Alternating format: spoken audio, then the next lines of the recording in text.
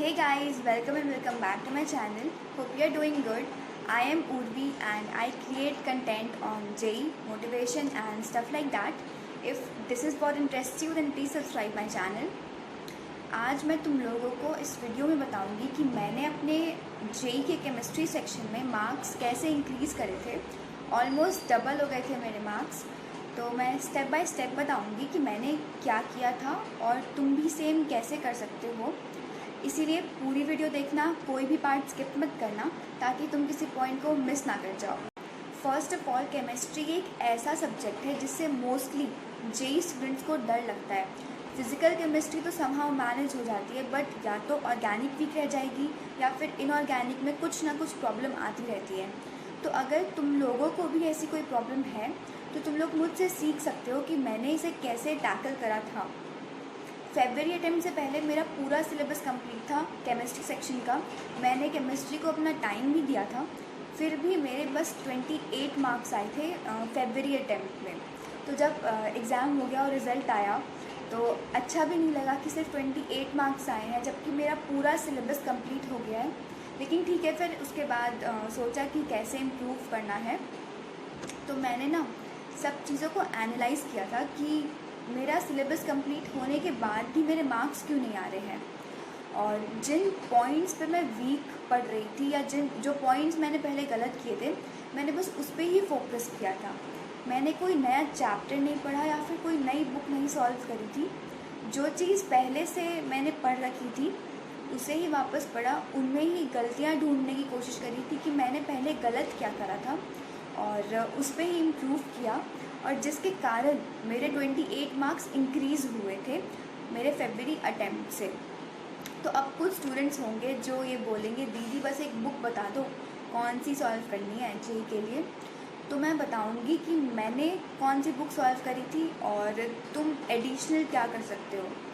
For inorganic chemistry मैंने बस NCERT पढ़ी थी फॉर द थ्योरी पार्ट, और ऑल्सो उसके जो क्वेश्चंस होते हैं वो भी मैंने सॉल्व करे थे।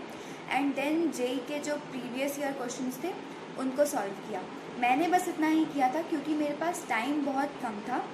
अगर इन केस तुम्हारे पास टाइम है काफ़ी, अगर तुम JEE 2023 के एस्पिरेंट हो या फिर 24 के एस्पिरेंट हो तो तुम JEE भी सॉल्व कर सकते हो। बट अगर तुम्हारा पेपर नेक्स्ट ईयर ही है तो तुम सिर्फ NCERT ही सॉल्व करो, क्योंकि हार्डली 3-4 मंथ्स रिमेनिंग है नेक्स्ट JEE अटैम्प्ट के लिए। तो उसमें ये बिल्कुल भी एडवाइस नहीं किया जाता है कि तुम कोई नई बुक सॉल्व करो। फॉर ऑर्गेनिक केमिस्ट्री या तो MS चौहान सॉल्व कर लो या फिर हिमांशु पांडे सॉल्व कर लो। मैंने पर्सनली MS चौहान सॉल्व करी थी। For physical chemistry Narendra Awasthi solve कर सकते हो, मैंने भी वही करा था। बस इतना अगर तुमने ढंग से सॉल्व कर लिया तो तुम्हारे केमिस्ट्री सेक्शन में डिसेंट मार्क्स आ सकते हैं। ऑल्सो नरेंद्र अवस्थी जो बुक है उसमें अगर तुम लेवल 1 भी अच्छे से सॉल्व कर लोगे तो तुम्हारा JEE मेंस का लेवल अच्छे से प्रिपेयर हो जाएगा। मेरे ना एक चीज़ के कारण काफ़ी मार्क्स कट जाते थे केमिस्ट्री में, वो थी मिस्टेक्स। सिर्फ सिली मिस्टेक्स नहीं होती थी, कंसेप्चुअल मिस्टेक्स भी होती थी। जनरली केमिस्ट्री में क्या होता है ना कि अगर तुम्हारी फिज़िकल केमिस्ट्री में कोई मिस्टेक होती है तो वो या कैलकुलेशन एरर होगी या फिर कोई तुमने कन्वर्जन में मिस्टेक कर दी होगी, यूनिट कन्वर्जन में।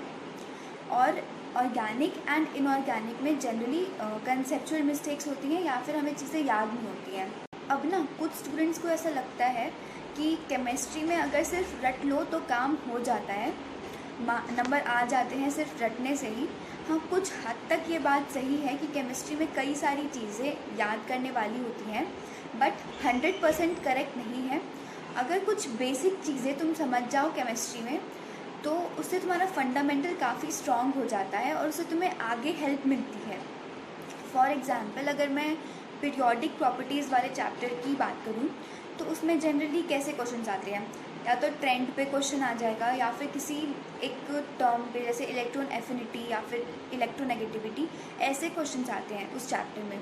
तो स्टूडेंट्स क्या करते हैं ना, सिर्फ उन्हें याद कर लेते हैं कि डाउन दी ग्रुप जाने पे क्या होगा या फिर left to right periodic table में जाने से क्या होगा।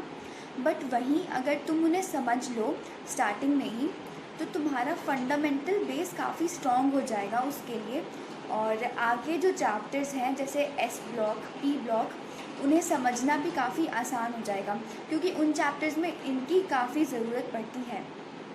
ये सिर्फ एक चैप्टर का है, तुम्हें सारे चैप्टर्स ऐसे ही प्रिपेयर करने हैं केमिस्ट्री के लिए, क्योंकि केमिस्ट्री में जो क्वेश्चंस आते हैं वो इंटरलिंक्ड होते हैं। कोई भी इंडिपेंडेंट क्वेश्चन जल्दी से नहीं आता है केमिस्ट्री सेक्शन में। मैं ना तुमसे 2 केसेस डिस्कस करूँगी जहाँ पे तुम लोग लैग कर सकते हो अपनी प्रेपरेशन के टाइम पे केमिस्ट्री सेक्शन में। पहला तो कि तुम्हारा तीनों में से फिज़िकल, ऑर्गेनिक और इनऑर्गेनिक में से कोई एक पार्ट काफ़ी वीक होगा।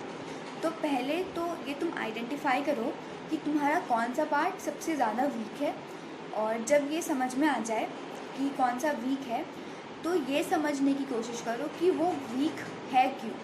या तो तुम उसमें चीज़ें भूल रहे होगे, या फिर वो तुम्हारा कंसेप्चुअली ही वीक होगा, तुम्हें इनिशियली समझ में नहीं आया होगा कि उसमें चल क्या रहा है।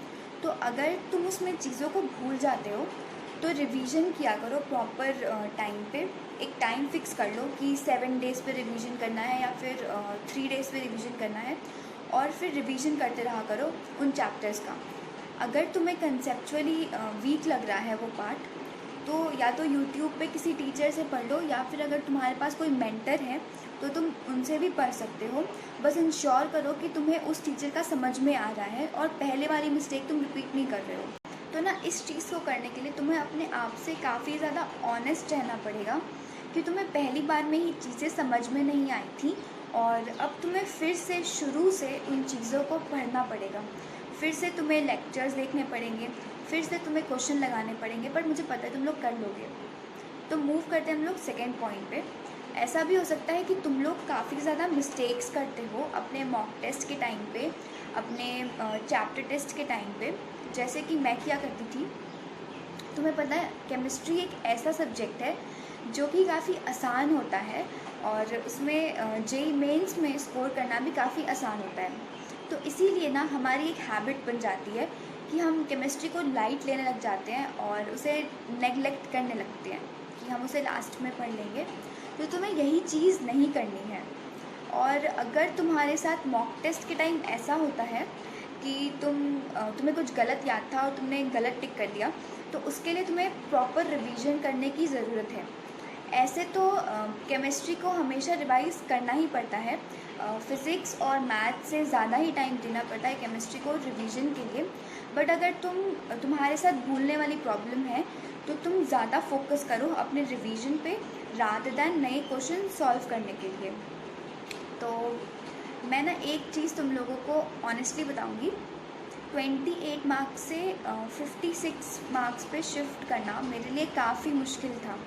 इस साल मेरे पास कोई कोचिंग भी नहीं थी और मैंने सेल्फ ही प्रिपेयर किया था।